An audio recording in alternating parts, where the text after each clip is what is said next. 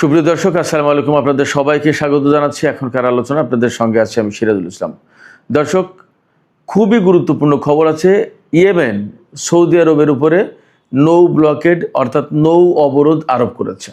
এই প্রেক্ষাপটে মনে হচ্ছে মধ্যপ্রাচ্যের পরিস্থিতি মারাত্মকভাবে বদলে গেল। এই অবস্থায় সৌদি আরবের সাথে যদি ইয়েমেনের যুদ্ধ শুরু হয় তাহলে পাকিস্তান কি করবে সেটা এখন দেখার বিষয়।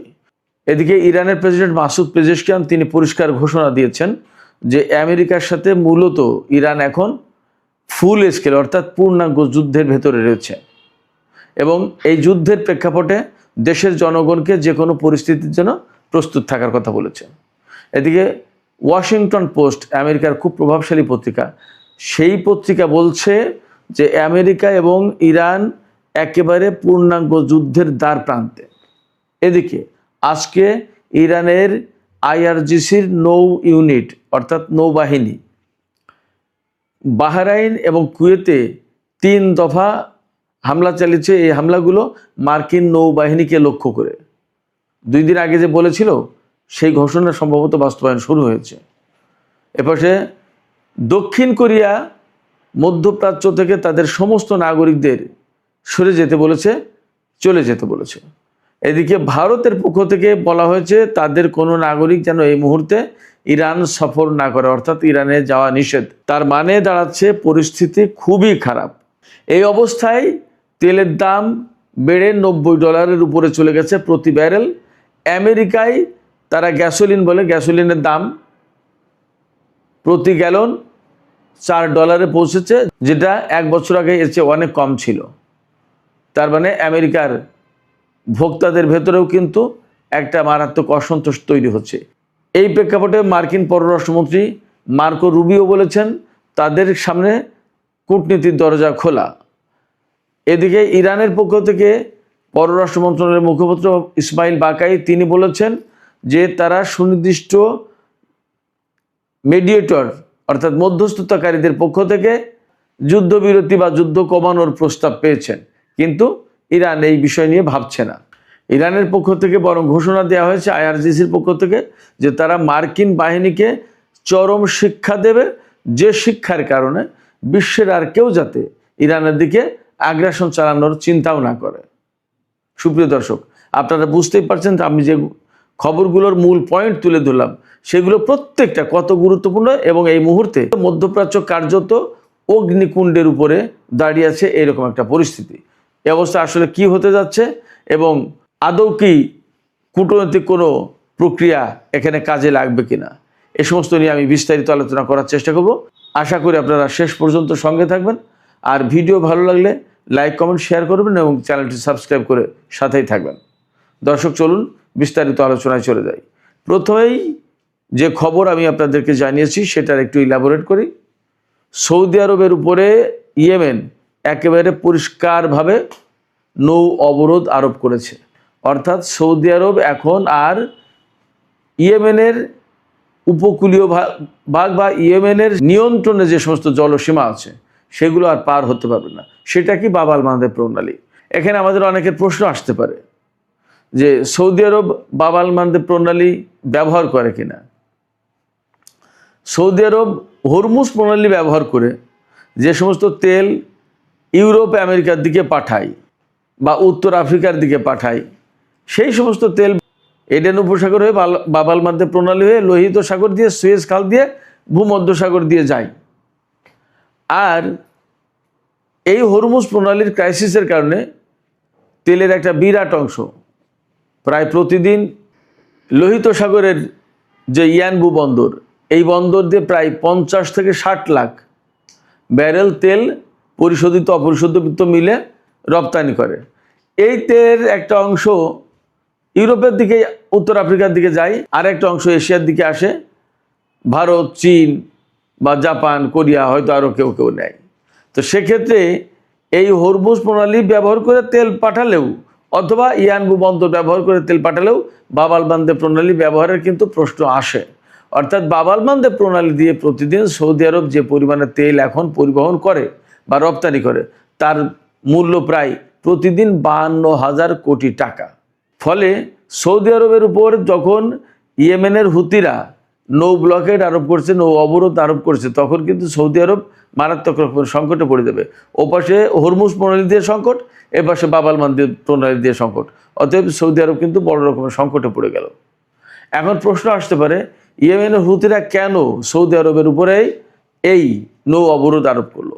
আপনারা সবাই জানেন, কিছুদিন আগে ইরানের সর্বোচ্চ নেতা, শহীদ সর্বোচ্চ নেতা আলী খামেনি জানাজা এবং দাফন অনুষ্ঠানে ইয়েমেনের কিছু লোক গিয়েছিল। তাদেরকে ইরানের বিমান ইয়েমেন থেকে ইরানে নিয়ে গিয়েছিল এবং ইরান থেকে ইয়েমেনে ফেরত দিয়েছিল। আপনারা সবাই হয়তো জানেন, আমি বলেছি, তারপরে আজকে জাস্ট উল্লেখ করছি প্রেক্ষাপটটা কি।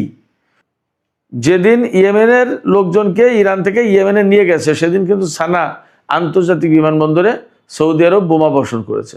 ফলে ইরানের বিমান সেখানে নামতে পারেনি, নেমেছিল আল হুদাইদা বিমানবন্দরে।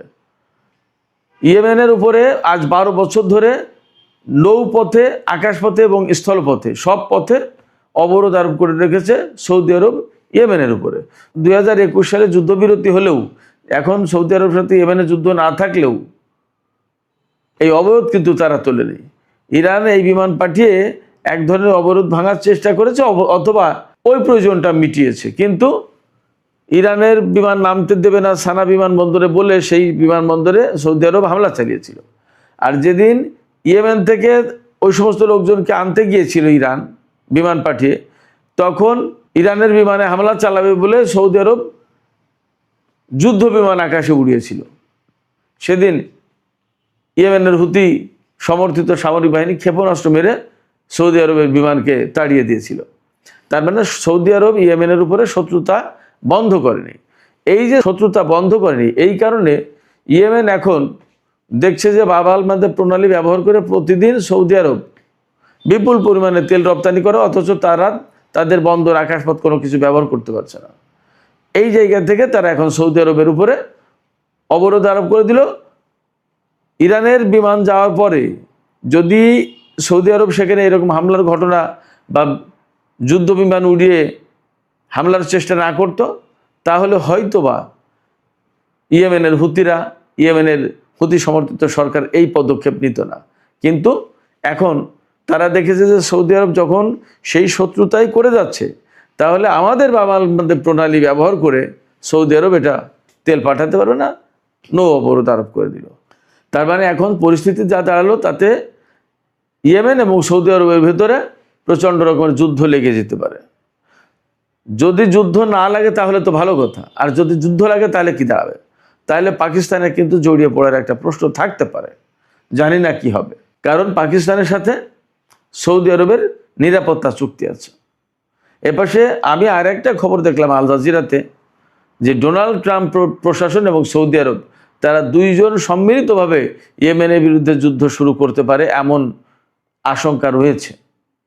তার মানে মধ্যপ্রাচ্যের পরিস্থিতি ভিন্ন মাত্রা পেল এবং আরও বেশি উত্তপ্ত হয়ে উঠল। এপাশে ইরানের প্রেসিডেন্ট মাসুদ পেজেশকিয়ান তিনি কিন্তু পরিষ্কার ঘোষণা দিয়েছেন যে ইরান এই মুহূর্তে পূর্ণাঙ্গ যুদ্ধের ভেতরে রয়েছে এবং যুদ্ধের ভেতরে থাকলে দেশের নাগরিকদের জন্য অনেক দুঃখ, ক্লেশ, হতাহতের ঘটনা অনেক কিছু ঘটতে পারে। এই পরিণতির জন্য, যে কোনো সুবিধা অসুবিধার জন্য যাতে ইরানের জনগণ প্রস্তুত থাকে, তিনি সেই আহ্বান জানিয়েছেন। এপাশে IRGC, ইরানের যে বিপ্লবী গার্ড বাহিনী, তারা কিন্তু ঘোষণা দিয়েছেন যে তারা কোনো মতেই এখন আর আমেরিকার সাথে কোনো আপোষ রফায় যাবে না। আমেরিকাকে বরং এমন শিক্ষা দেবে, যুদ্ধের ভেতর দিয়ে এমন শিক্ষা দেবে যে শিক্ষার প্রেক্ষাপটে আমেরিকা সহ পৃথিবীর আর কোনো দেশ যাতে ইরানের দিকে আগ্রাসন চালানোর সাহস আর না পায়, এই শিক্ষাটা দিতে চায়। এটা তাদের অঙ্গীকার, যার কারণে তারা আর কোনো আলোচনায় যেতে চায় না। এবং এখানে তারা উল্লেখ করেছে যে আমরা আমাদের সর্বোচ্চ নেতার যে নির্দেশনা, গাইডলাইন এবং তিনি যে মনোভাব বা চিন্তাভাবনা লালন করেন, ধারণ করেন, এই চিন্তাভাবনা এবং মনোভাব এবং তার অর্থাৎ সর্বোচ্চ নেতার গাইডলাইন, দিক নির্দেশনাকে সামনে রেখে IRGC কাজ করবে। তার মানে দাঁড়াচ্ছে ইরানের পক্ষ থেকে সহজে আর কূটনৈতিক আলোচনায় বা ওই যে যুদ্ধবিরতির খেলা, এই যুদ্ধবিরতির খেলায় সম্ভবত ইরান আর যাচ্ছে না। এপাশে আমেরিকার খুব প্রভাবশালী পত্রিকা, আপনারা সবাই হয়তো জানেন, ওয়াশিংটন পোস্ট। এই ওয়াশিংটন পোস্টের একটা রিপোর্টে বলা হচ্ছে যে আমেরিকা এবং ইরান একেবারে পূর্ণাঙ্গ যুদ্ধের দ্বার প্রান্তে পৌঁছে গেছে। তার মানে যে কোনো মুহূর্তে একদম ফুল স্কেল ওয়ার শুরু হয়ে যেতে পারে, পূর্ণাঙ্গ যুদ্ধ শুরু হয়ে যেতে পারে। গত 7-8 দিন 9 দিন ধরে যে যুদ্ধ হচ্ছে, আমেরিকা তাতে মূলত ইরানের দক্ষিণ অঞ্চলে হামলা চালানোর চেষ্টা করেছে এবং এর ভেতর দিয়ে একটা মেসেজ কিন্তু পরিষ্কার হয়েছে এবং অনেকে বিশ্লেষণে বলেছেন, আমিও প্রথম দিকেই বলেছি যে মূলত এইভাবে হামলা চালিয়ে ইরানের দক্ষিণ অঞ্চলকে আলাদা করে ফেলতে চাচ্ছে আমেরিকা এবং দক্ষিণ অঞ্চল থেকে আইআরজিসি বা ইরানের সামরিক স্থাপনার সমস্ত প্রতিরোধের ক্ষমতা সব ধ্বংস করে দিয়ে এই এলাকা দিয়ে মূলত তারা স্থল অভিযান চালানোর হয়তো চেষ্টা করছে। কিন্তু বাস্তবতা হচ্ছে যে ইরান তাদের প্রস্তুতি এবং তাদের কৌশল এবং তাদের চিন্তাভাবনা সমস্ত সব কিছু খেয়াল রেখেছে এবং তারা এ বিষয়ে নিজেদেরকে প্রস্তুত রেখেছে। আমেরিকা সম্ভবত কোনো মতেই ইরানের দক্ষিণ অঞ্চলকে কেন্দ্র করে স্থল অভিযান চালাতে পারবে না। স্থল অভিযান চালাতে গেলে একটা ভয়াবহ সংঘর্ষের ঘটনা ঘটবে এবং মার্কিন প্রাণহানি ঘটবে ব্যাপক।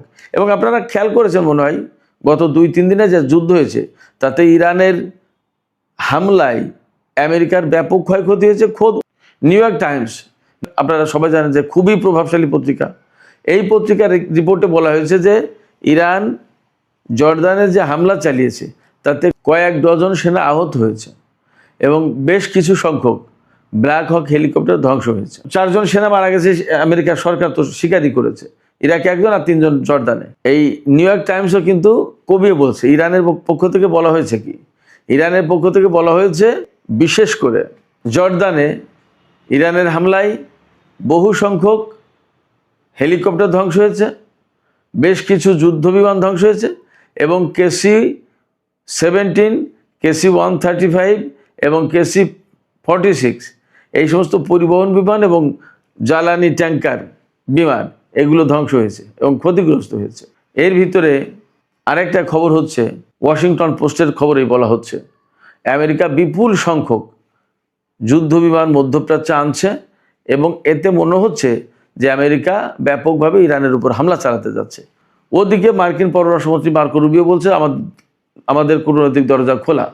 আবার কোনো মাধ্যমে হয়তো তুরস্ক বা কাতার অথবা পাকিস্তান এর কোনো না কোনো দেশের মাধ্যমে ইরানের কাছে এই মেসেজ দিয়েছে যে আসুন আমরা আবার আলোচনায় ফিরি, শান্তি আলোচনা করি। কেন? যখন ইরান প্রচণ্ড রকমের প্রতিরোধমূলক যুদ্ধ চালাচ্ছে আমেরিকার উপরে, আমেরিকার ক্ষয়ক্ষতিও হচ্ছে ব্যাপকভাবে, সেনা মারা যাচ্ছে এবং তাদের সামরিক ঘাঁটি স্থাপনা এবং প্রচুর সংখ্যক বিমান হেলিকপ্টার ধ্বংস হচ্ছে সেই সময়। আচ্ছা, এপাশে ওয়াশিংটন পোস্টের যদি খবর আমরা ধরি, ওয়াশিংটন পোস্টের খবরে কি বলা হচ্ছে যে আমেরিকা এবং ইরান পূর্ণাঙ্গ যুদ্ধের দ্বার প্রান্তে এবং প্রচুর সংখ্যক যুদ্ধ বিমান মধ্যপ্রাচ্যে নেওয়া হচ্ছে। তার মানে কি এই সমস্ত বিমান এনে তো ইরানের উপর হামলা চালাবে। ঠিক সেই মুহূর্তে আবার ইরানকে কূটনীতির আলোচনার ফাঁদে ফেলার চেষ্টা করছে। তারা এমন মেসেজ দিতে চায় যে আমরা এই মুহূর্তে যুদ্ধ কমাতে চাইছি, অথচ ভেতরে ভেতরে যুদ্ধের প্রস্তুতি নিচ্ছে, প্রচুর সংখ্যক বিমান আনছে। এই হয়েছে আমেরিকার পরিস্থিতি এবং ইরানও সম্ভবত এর প্রত্যেকটা ব্যাপারে সতর্ক আছে, যার কারণে তারা এই মুহূর্তে আমেরিকার সাথে কোনো শান্তি আলোচনায় যাবে বলে মনে হচ্ছে না। এপাশে আমি ইয়েমেনের যে ব্লকেড সৌদি আরবের উপর, এই ব্যাপারে আমি আর একটা বিকল্প আলোচনা করি। সেটা হচ্ছে এই যে এই মুহূর্তে আমেরিকা ইরানের বিরুদ্ধে চরমতম লড়াই যাচ্ছে বলে মনে হচ্ছে, আমার কাছেও মনে হচ্ছে। যদি তাই হয় তাহলে কি দাঁড়াচ্ছে?